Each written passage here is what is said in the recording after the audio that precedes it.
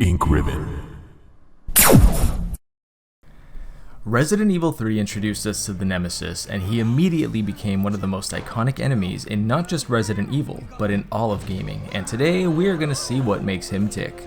And I know there are 3 different versions of Nemesis depending on which canon you follow, but I will be covering all timelines in this video. So without further ado, you asked for it, and here it is. From seeing stars to sprouting tentacles, here are 25 facts about Nemesis.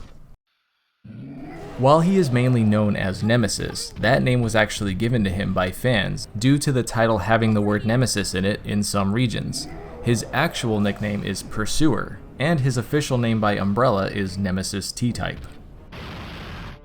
Nemesis was the first monster in the series to be able to speak, even though it was a single word. The next monster to speak would be Steve Burnside, then Lisa Trevor, followed by Brad in the Resident Evil 3 remake. Nemesis is actually a modified Tyrant T-103, the same type of Tyrant that makes Mr. X. Umbrella wasn't happy about the T-Virus causing limited intelligence and wanted to make something smarter, so they infected the Tyrant with a Nemesis Alpha parasite. This allowed the parasite to take hold of the Tyrant's nervous system, form its own brain, and control it. When Carlos is bringing the vaccine to Jill, once Carlos gets close to the chapel, Nemesis will stop pursuit of him and instead go after Jill. He will then begin breaking down the door to get to her, and you either have to take him out, or you have to get to Jill before he does, or he will kill her. No!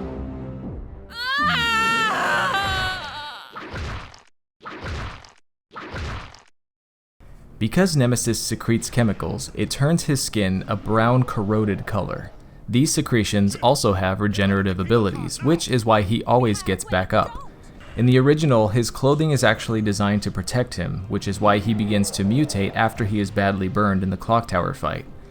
Unlike the drastic mutations of other tyrants who tend to grow large claws, Nemesis instead sprouts bigger and longer tentacles to use as weapons, however, at the cost of damaging his brainstem as they grow. In the official guidebook for The Last Escape, there is a section detailing how before this version of Nemesis, there were actually a few that were far too intelligent, obtaining things like culture, rebelliousness, and even an ego. These failed tests also attempted to escape from the labs. During the clock tower fight, Nemesis infects Jill with a variant of the T-Virus. In the original, Carlos is able to synthesize a vaccine extremely easily with almost no instruction.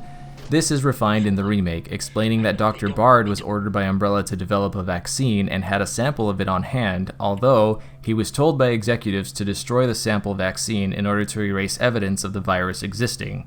So, it's possible that Nikolai killing Dr. Bard may have actually saved Jill from succumbing to the virus. It's easy to miss, but at the start of Resident Evil 3 Remake, you can find the capsule that was holding Nemesis destroyed and opened in the street. The original voice of Nemesis was the actor Tony Rosado, who was also the voice of Dario Rosso at the beginning of the game. Unfortunately, he passed away in 2017, joining several voice actors from the franchise who are no longer with us. In the remake, there are certain places where Nemesis won't follow Jill, but instead will just watch her and wait, like in the toy store near the beginning. While Nemesis was programmed to hunt Jill and had intelligence to do so, by the end of the game, the Nemesis is so badly damaged that his survival instincts take over and he is no longer being controlled by anything other than the will to survive, which is why he eats to regain strength, as well as being noticeably slower and less intelligent during the last boss fight. The Nemesis costume worn in Resident Evil Apocalypse weighed nearly 100 pounds and made the actor, who was already 6'7", stand at a height of 7'3", or 222 centimeters. In the novelization of the second movie, there's a lot more exposition on the Nemesis and Matt, explaining that both him and the monster operate as 2 separate personalities within one body, meaning he is fully aware of everything the Nemesis is doing. After being impaled during the fight is when Matt finally is able to regain control, which is why he suddenly helps Alice. When making decisions in Resident Evil 3, there are really only 3 options that have a notable difference when it comes to Nemesis. In the cafe, hiding in the basement forces a fight but results in a slightly different scenario where Nikolai is at the gas station. When the cable car is going to crash, jumping out the window will result in Carlos not helping Jill during the clock tower fight, but he will give her freeze rounds. And on the bridge, pushing Nemesis off will result in him killing Nikolai later, meaning you don't have to deal with him in the helicopter. The reason behind his clothing is explained by the director of the Resident Evil 3 remake, Kyoko Sakata, where he explains that it's not so much clothing as it is restrictive gear. Unlike the properly dressed Mr. X, the Nemesis is a prototype and not a completed model, which results in his clothing simply being something that was haphazardly made in order to keep him restrained. This was also done to create an aesthetic contrast between him and Mr. X. In the original, Nemesis undergoes a minimal change, losing his shirt and sprouting more tentacles. In the remake, the designers decided this wasn't grand enough, so this was scrapped instead for a more drastic and notable change, which is why he takes on a more animal-like form during the clock tower fight. In the original, if you mix powders enough times, you are able to create enhanced ammo. This is specifically designed to aid the player in fighting Nemesis, since the rounds have a lot more stopping power. You can also create freeze rounds for the grenade launcher by mixing gunpowder C with grenade rounds. When hit with freeze rounds, Nemesis will walk slowly, and they do as much damage as a magnum shot. Only on hard mode, Nemesis will drop special weapons for Jill to use. These include parts for the Eagle 6.0, a rapid-fire handgun with a very high critical rate, followed by a shotgun that is also rapid fire, and eventually he will drop an item that can give any weapon of your choice infinite ammo. Normally, treatment plants are designed to break down sewage waste and purify water, but the Dead Factory is actually designed by Umbrella specifically to destroy evidence of BOWs, which is why Nemesis begins to dissolve once he's dropped into the chemicals. Normally, he should have just dissolved and been destroyed, but Nemesis was able to absorb components of the viral fluid and thus morphed into the giant boss that he is at the end of the game. In the Hong Kong exclusive comic series, Nemesis is featured to have both eyes, then losing one eye and having head staples put in after an encounter with Jill. When Nemesis is aiming at you with his rocket launcher, if you shoot it at the right time, it will cause the rocket to pivot and miss you. Also, it only holds 8 rockets, so once he runs out, he will toss it aside and destroy it to begin chasing you. In Resident Evil Gun Survivor 2, Nemesis makes an appearance as a boss. This is also the first time we see him in better graphics after his PS1 debut.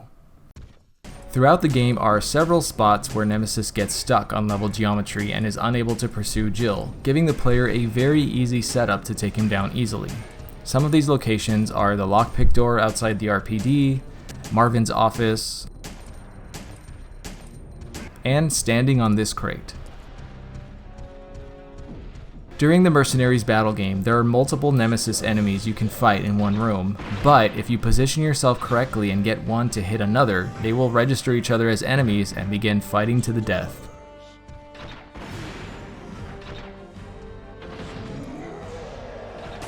While Nemesis didn't show up until later, the first host of the NE Alpha parasite was actually Lisa Trevor. Because the parasite ended up killing everything they implanted it into, they weren't able to properly test it. But after realizing that Lisa's transformation made her impossible to kill, they implanted her with the parasite to see how she'd react. Her immune system not only rejected and killed the parasite, but absorbed its DNA into hers, which created both the first steps towards the G-Virus and what would eventually lead to the Nemesis being made. And if you look closely at her tentacles in the remake, you can even see the resemblance to the tentacles that Nemesis has.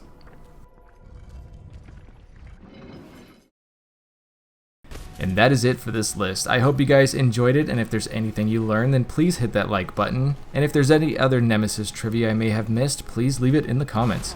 And don't forget to check out my other facts videos on tons of other characters.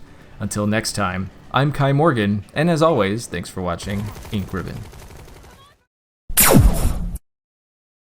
And a very special thank you to all of my Patreon supporters and YouTube members. Your extra support means the world to me and helps me keep making content for you guys.